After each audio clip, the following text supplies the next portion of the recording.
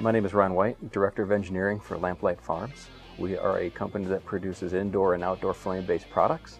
So indoor wax and oil candles, outdoor tiki torches, and other tabletop or fire sculpture type products. In the past, Lamplight used a combination of domestic and external or overseas prototyping resources.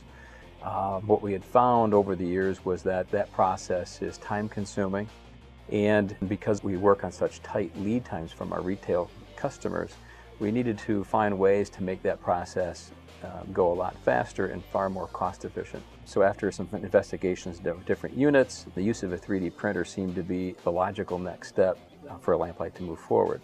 The U-Print product is one that was a perfect fit for us, both in cost and capability.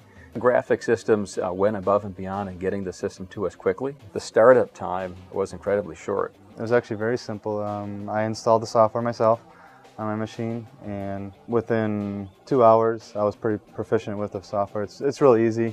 You know, it's just a matter of saving the file off in SolidWorks as an STL file, bringing it into the Stratasys program and orientating it the way you need on the screen and printing it.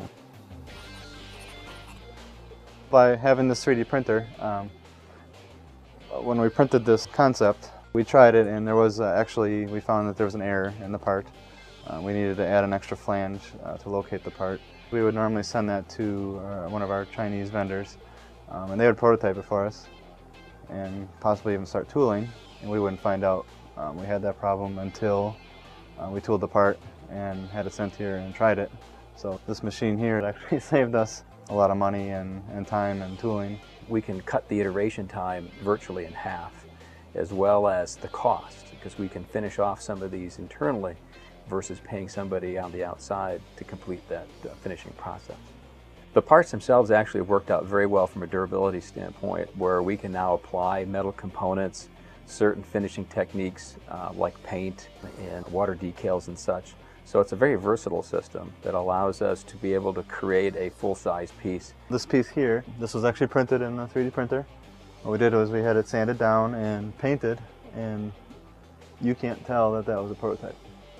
It looks exactly like it came right off the factory floor and sent here. We're constantly coming up with new ideas, and a lot of it doesn't even hit the stores. It's an idea, it's a shape, it's a concept, and before we would have it done on the outside, and it would cost us $500 to $1,000 just for this sample, and now maybe we have $20 worth of material and maybe a day's worth of time. So just the dollars and the time savings that this machine has done for us, it's huge.